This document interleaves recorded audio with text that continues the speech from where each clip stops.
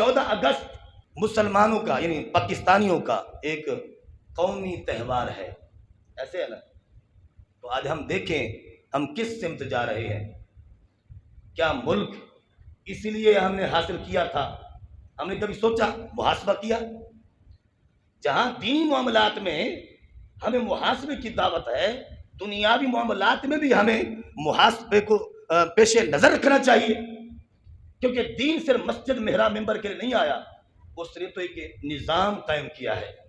تو اس لیے ہمیں اعمال کے ساتھ ساتھ ہمیں نظام کو بھی دیکھیں کہ ہم نے کس انداز میں ملک حاصل کیا اور عمل کیا کر رہے ہیں۔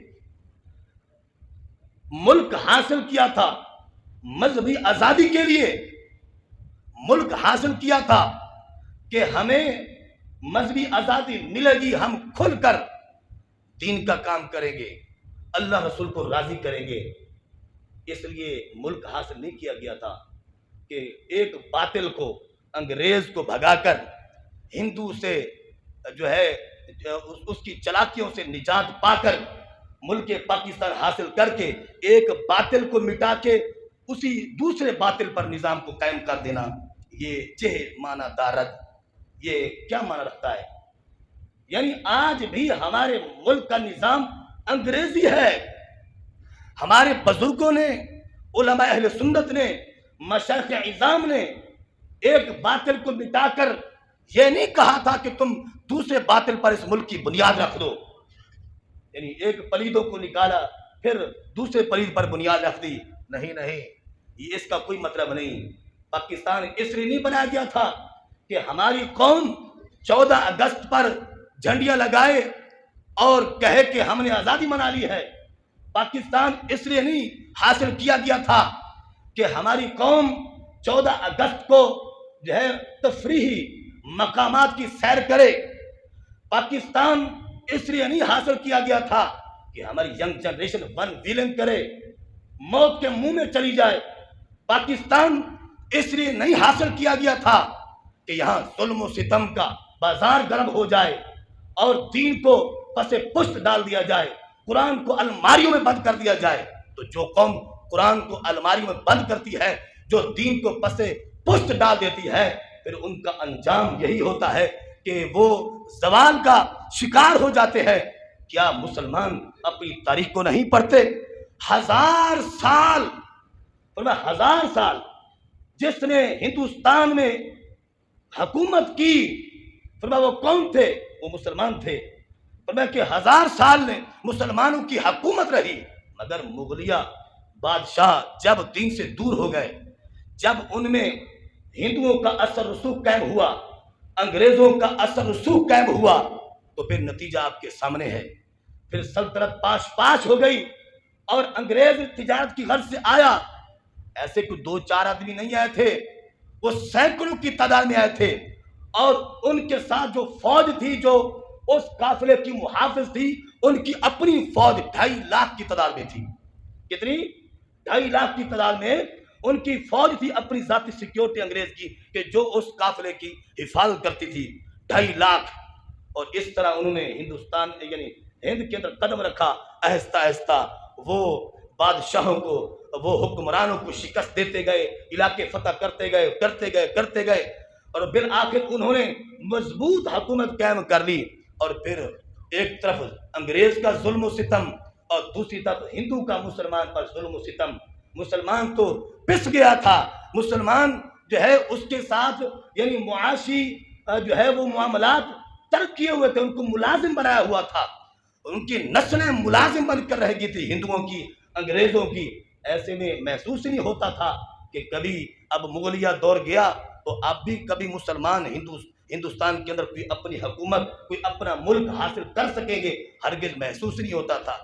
اور ہندو مسلم کے اتحاد کے جو حامی تھے، عبد القدیر آزاد جیسے لوگ، معاذ اللہ، انہوں نے تو کیا کیا فتوے دے دیے اور کہے کہ ہندو مسلم ایک ہی چیز ہے، اور مختلف علماء کو انہوں نے خریدا، مگر ایسے میں علماء اہل سنت نے کردار ادا کیا، اور اللہ نے ہمیں قائد اعظم محمد جناح جیسا عظیم لیڈر عطا کیا، اور فکر علامہ اقبال کے اللہ نے ہمیں عطا کی، اور ایسے ماحول کے اندر علماء کی سرپرستی میں، اولیاء کی سرپرستی میں، فرمایا کہ قائد اعظم نے جب جد و جہد کی، لگتا ہی نہیں تھا کہ ہم آزاد ہو جائیں گے، ایسے محسوس ہو رہا تھا کہ انگریز کی نحوست دور ہوگی تو پھر ہندوؤں کی نحوست مسلط ہو جائے گی، لیکن ایسے میں اللہ نے کرم کیا، ہمیں عظیم ملک کے پاکستان عطا فرما دیا۔ اور پھر پاکستان کھیل کود کے لیے اور رنگ رلیاں منانے کے لیے، اور معاذ اللہ یہ لبرل لوگوں کی کالونی نہیں ہے، بلکہ پاکستان کا مقصد کیا تھا اس وقت، جو نعرہ تھا، جو جذبہ تھا، وہ یہی تھا کہ پاکستان کا مطلب کیا؟ لا الہ، بولیے بولیے، پاکستان کا مطلب کیا؟ پاکستان کا مطلب کیا؟ اور دستور ریاست کیا ہوگا؟ محمد الرسول اللہ۔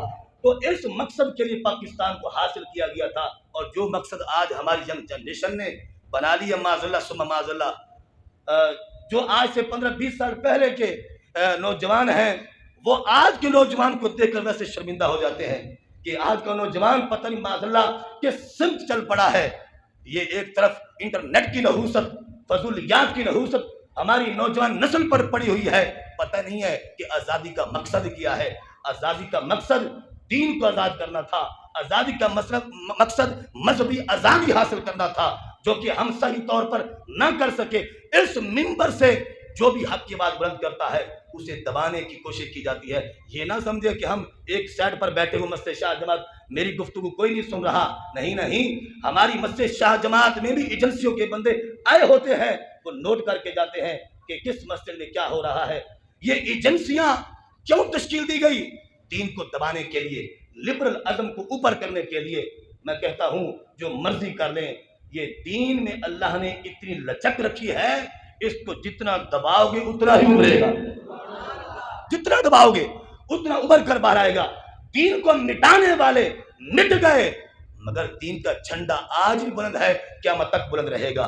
آپ نے باتیں تو بڑی بڑی ہے، پھر آپ کو کیا کیا میں عرض کروں، صرف اسی نعرے کا آپ جواب دیں اور ٹائم ہو گیا ہے۔ پاکستان کا مطلب کیا؟ 14 اگست کو اپنے بچوں کو ون ویلنگ سے روکیں، تفریحی مقامات سے روکیں، اچھے اچھے یعنی کھانے چلو گھر میں بنا لیں اور ان پر ایصال ثواب کریں۔ کن کے لیے؟ ان ہمارے بزرگوں کے لیے جنہوں نے قربانیاں دی، اس ملک کے لیے شہید ہوئے، راستوں میں جو ہجرت کر کیا وہ بھی شہید ہوئے، جو جنہوں نے استقبال کیا وہ بھی شہید ہوئے۔ ہر طرف ظلم و ستم کا بازار گرم تھا، تو اس لیے جس نے اس ملک کے لیے قربانی دی ہے، صاحب ایمان نے، مسلمان نے، ان شہیدان پاکستان کے لیے، شہیدان اسلام کے لیے ایصال ثواب کا دن ہے 14 اگست کا دن، اور یہ ون ویلنگ کا دن نہیں ہے، یہ سیر و تفریح کا دن نہیں ہے، رب کا شکر ادا کرنے کا دن۔ اللہ فرماتا ہے فآواکم وَأَيَّدَكُمْ بِنَصْرِهِ وَرَزَقَكُمْ مِنَ الطَّيِّبَاتِ لَعَلَّكُمْ تَشْكُرُونَ۔ ہم نے تمہیں پناہ دی اور ہم نے تمہاری مدد کی، تم تھوڑے تھے، ہم نے تمہیں پناہ دی اور تمہاری مدد کی اور تمہیں پاک رزق عطا فرمایا۔ کیوں؟ لَعَلَّكُمْ تَشْكُرُونَ، تاکہ تم شکر ادا کرو۔ تو شکر اسی صورت میں ہوگا کہ ہم فضولیات سے خود بھی بچیں، اپنے بچوں کو بچائیں۔ اللہ تعالی ہم سب کا حامی ناصر ہو، ہمیں صراط مستقیم پر اللہ چلنے کی توفیق نصیب فرمائے۔ وما علینا الا البلاغ۔